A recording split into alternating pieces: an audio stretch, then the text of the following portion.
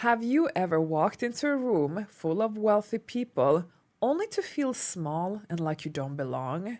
Maybe you feel like they're watching every single move you make, and they even think to themselves, what is she doing here?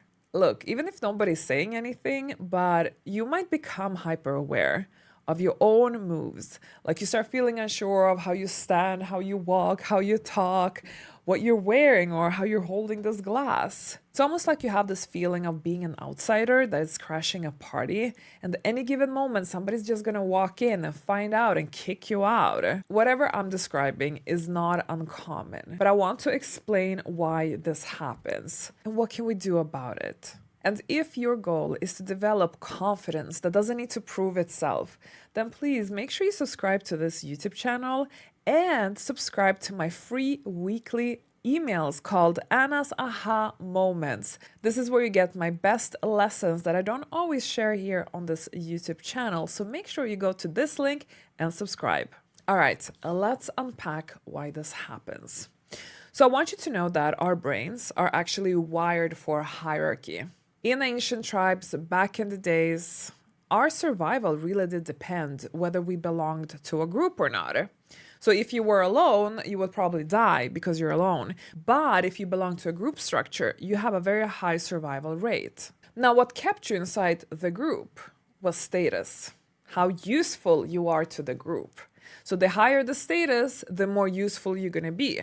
The lower the status, well, who knows? Maybe we'll have to kind of sacrifice you at some point. And as you understand, this kind of potential exclusion is a real threat to your survival because you are so dependent on this group structure. Now, this sounds all very medieval and primitive, which it kind of is, but the problem here is that it's unfortunately very ingrained in our DNA.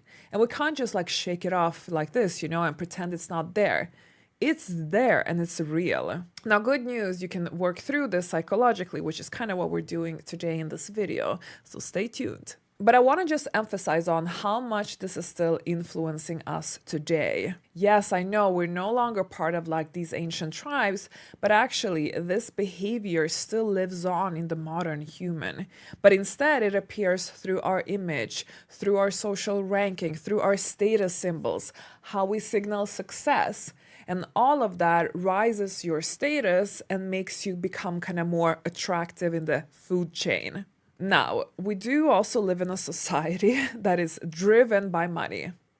Okay, so we have now also been conditioned to believe that money equals worth, even if we kind of also know at the same time that that's not the truth, but we are still kind of brainwashed to believe that. Like, I know it's very paradoxical. We have really been conditioned that whoever has made it financially are just seen as more powerful, more strong, more smart. They deserve more respect.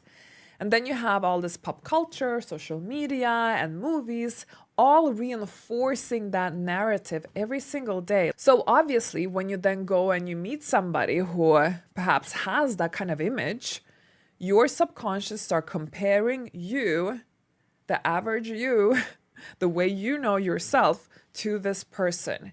And you immediately are going to think, okay, this person is above me. This person is better than me. And now I want you to understand that that is how this feeling of being less than actually originates. It's not so much because it's the truth. It's more because how we have been conditioned and brainwashed to believe. In our society, we're putting a bunch of things on a pedestal, and then when that pedestal appears in front of us, obviously we know that we don't have X, Y, Z, let's say, so we start thinking that we are less. I have a really good example of actress Keira Knightley, because she once shared that she actually felt super out of place at high society events, even though she was a famous actress. She would be surrounded by all these aristocrats, all these fancy old money families, people who have grown up in castles and go to country clubs and that kind of thing. And even though she was the super famous actress, really, really successful and talented, she actually shared that she still felt like a complete fraud and imposter at their dinner parties. For the simple reason because deep down she knew that I don't have their background. I don't have their fancy accent. I don't have their effortless way of just belonging and knowing every single little nuance of their language. And you know what I found really interesting with this little story is that, I mean, Keira Knightley, she can easily out earn these people. She can easily outperform them and outshine them, especially in her talent. Yet, this feeling of not belonging and feeling less than still appeared.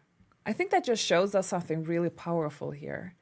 That even those who have technically speaking made it still feel less than when they enter a space ruled by unspoken social hierarchies. It's not necessarily about the wealth, it's really about status. And this is very important for you to understand so that you don't just think like it's black and white. Oh, these people have more money than me, therefore they're better than me. Okay? It's not that simple. Feeling less than is just a feeling. It's just a mindset illusion, actually. Because as you can see in Keira Knightley's example, I mean, why should she feel less than? She has no reason to feel like that. I mean, I'm sorry to say, but maybe those people should feel less than. I mean, what have they achieved? You know what I'm saying? Like, they've just inherited something. The point is that always understand what a twisted game your mind plays sometimes and try to raise above that. When you understand that what's actually happening in that moment is just you questioning your own worth, that you're not actually comparing who has more money. You are more comparing identities. Many of us will automatically think that somebody else's identity is better because their life seems to be more polished, they seem to be more successful, they seem to be more comfortable, they seem to have it all figured out and all together. And so obviously you're always going to feel then less than, right? Please know that you're not actually less. It just feels that way. And it feels that way because you know yourself inside out. You see yourself in the most raw, unfiltered, unpolished way possible. And then you are comparing that to somebody else where you don't see that raw, unpolished, unfiltered, entire picture realness. You're just seeing a fraction of who they are. You're seeing an image. And then you put it onto yourself and you're comparing it with the entire unpolished, uncensored picture. Actually, that's a very unfair comparison and you should not do that. But no wonder you start feeling less of yourself because you're not even making a fair comparison. You know what's just really interesting is that oftentimes those people that we always like compare ourselves to that look so perfect, that they have everything like together and they must be living these amazing lives. Actually, these are the people who try the hardest to look perfect, to look polished, to look like they have it all figured out, when in reality, that's not at all what's happening behind the surface. So please don't believe in the performing type of confidence that some people show. And for God's sake, please do not compare yourself to that either. All right, but how do we stop this madness? How can we enter a room, no F's given, and we're like, you know what? I don't feel less than any of you. I feel super at ease here. I can move in here. I belong. How do we achieve this feeling? All right, let me give you those 3 steps. First and foremost, you become aware of the comparison itch. And as it starts like itching you, you simply just say to yourself, no, this is just a status trigger and I'm not falling for it. I am recognizing that whatever is happening right now in my mind is not reality. It's just status triggering my insecurity, okay? So when you name what's actually going on, you bring awareness to the situation and you also diffuse the emotional charge that's slowly happening. Because when you don't understand the situation, that is when you get lost in your emotions and you have no clue what's going on and then you can't help yourself. Second, please detach your worth from your image. Now, look, I have to tell you that whether you like it or not, but there is a balancing act that we all have to do. Like, I'm sorry to say, we are social beings in the end of the day, and we do coexist with each other on planet Earth. So yes, our image, our personal brand is going to matter to some extent, because that is what communicates about who we are. And all of us, we communicate silently to each other about ourselves. We can't really escape that. But you do not have to place your entire identity there. I don't think your confidence should really depend on whether you wear exactly the right perfect outfit, or if you have the most luxurious car, or do you have a watch or jewelry that is according to standard of these people. I mean, of course you want to dress appropriately to respect, the dress code. You want to communicate that you belong to this group, that you share the same values. However, your own personal value is not going to be tied into this perfect image, or whether you have a perfect image. Because I believe that as long as you follow the basics of human decency and respect to others, then you don't have to appear a certain way. You don't have to be picture perfect. You don't have to be exactly like these people. You can be authentically yourself while fitting in and belong to this group of people. Because true belonging is not going to come from your image. That is only going to come from your authentic confidence. So you have to be able to detach this belief that, belonging and self-worth will only come if you identify exactly with these people.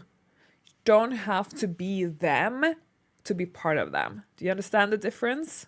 All right, number 3. Now you really have to redefine what's actually going on here. I mean, yes, I already told you that it's super important that you work with your awareness, you understand the situation and the kind of status triggers that sets you off. But then you also have to kind of dismantle the bullets, okay? You have to diffuse the situation by reminding yourself what is actually happening here. Okay, you are now in this room, in this setting that is highly infused by status and status markers. All these status markers around you are now silently communicating to each other about each other. But let's take it one step further. What would all these people around you be without their status? Imagine if we would just strip all of these status markers off. Who would they be? Imagine we remove their money, we remove their title, we remove their family history, we remove their reputation and their fancy clothing. Now what's left? Well, actually what's left is that they're just regular people. And I personally love doing this exercise, and I would always do it a lot during my beginning years in high society circles, but also whenever I would meet celebrities. So it's super helpful because if you have a celebrity in front of you, all you have to think about without feeling uncomfortable, just strip them off their celebrity status and look instead at what's left. What you're going to see is always going to be the same thing. You're just going to see a regular person, like you and like me. Now, there is one really important thing that I have to tell you. And do you know what's really amazing? Is that actually you have something a bit special. Oh yes, you have something that does set you apart from these people that you feel uncomfortable with. Because you have been forced to build real confidence. Your confidence is not inherited. Your confidence is not relying on a family name or someone's heritage. Neither is your confidence tied into your net worth or who you know or which school you went to, because you have built your own confidence. You have built it through all the hardships that you've gone through.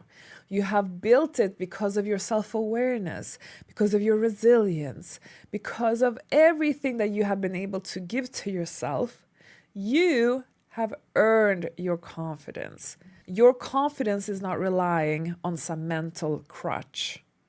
You can stand on your own 2 legs, and that nobody can never take away from you. So please remember this in situations, especially in situations when you start doubting yourself.